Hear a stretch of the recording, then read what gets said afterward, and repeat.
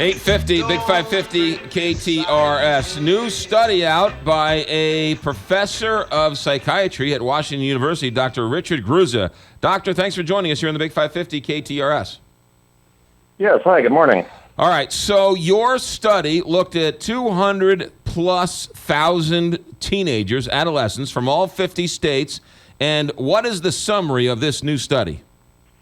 So, yeah, it was a sample size of about 200,000. It was basically samples were collected every year, and it was a government-sponsored survey. We were essentially looking at trends in both marijuana use and what we call marijuana use disorder, or people might call marijuana abuse or marijuana dependence.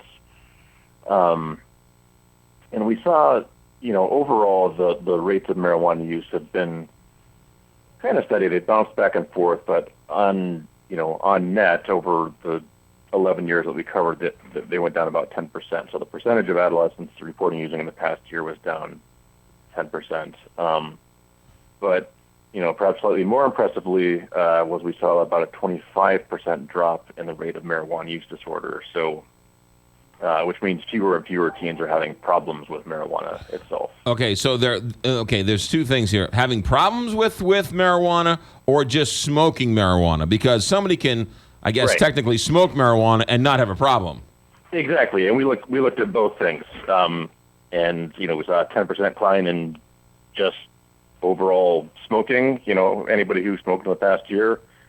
And a 25% decline in the number of kids having problems. Did you see a difference between states that have legalized medical marijuana and or legalized marijuana and states like Missouri that have neither? So we were not able to look at that because we didn't have the state level information. However, there have been a number of studies looking at states that have legalized medical marijuana, and they find no effect on teen use. And the studies are just starting to come in about states that have legalized marijuana, because that has only been around for a year or two. Right. And so far, I believe, at least for teenagers, they're not seeing a lot. But, again, that's based on very few data points. Sure. So if it's too early to tell this sort of social change in marijuana, what other things do you think are affecting the drop in marijuana use and the drop in problem marijuana use? Yeah, well, that's something really that was probably the main point of the paper was we were able to identify, we looked at risk and protective factors and things that may have changed over time that are driving this use. And we saw a fairly large drop in what we called conduct problems, what some people might call delinquency. It's, kids getting into fights, kids who steal, petty theft, shoplifting, things like that. That number went down.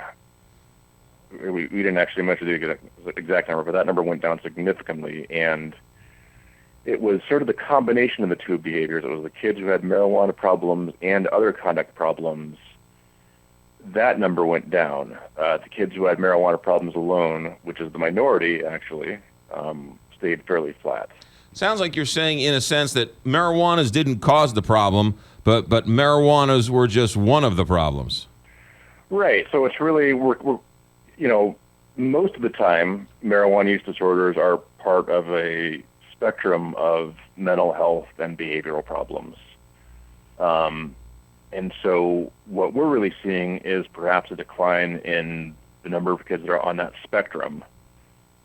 And we haven't yet looked at other issues, but this would mean there could be, other studies have shown that, the rates of bullying are down. There was a story a few weeks ago that teen pregnancy rates are at an all-time low. So overall, kind of these conduct problems that are often linked to mental health issues with kids seem to be on the decline. Yeah. And so, Doctor, I don't know if it was necessarily part of the story. You looked at marijuana. Did you look at other drugs, cocaine, heroin's in the news? Did you look at any of those other drugs? We have not. There is, there's data out there on that. There's published reports, and so I know cocaine use is way down. I think heroin and the opioids is one area where we haven't seen a lot of progress. But, I believe that, aside from the opiate drugs, most drug use It's actually gone down over the past 10 or 12 years. Yeah, but doctor, just to sort of reiterate, the limited data you have on legalized medical marijuana, you haven't seen an uptick in teenage use because of it. Well, okay, so as far as the medical marijuana states, there have been lots of studies on those, and they have not seen any uptick in use among teenagers. As far as outright legalization, too early to tell. Too early to tell. Yeah, exactly. Yeah. Dr. Richard Grusha with Washington University School of Medicine. Where can we find the paper? You can find it at the Washington University newsroom under the School of Medicine, and it's also published in the, this is a long one, Journal of the American Academy of Child and Adolescent Psychiatry. It rolls right off the tongue. What are you talking exactly. about? Exactly. JCAP. How's that? Okay. Doctor, thanks for your time. Appreciate it. All right. Thanks. Okay. You got it. 8:56 here.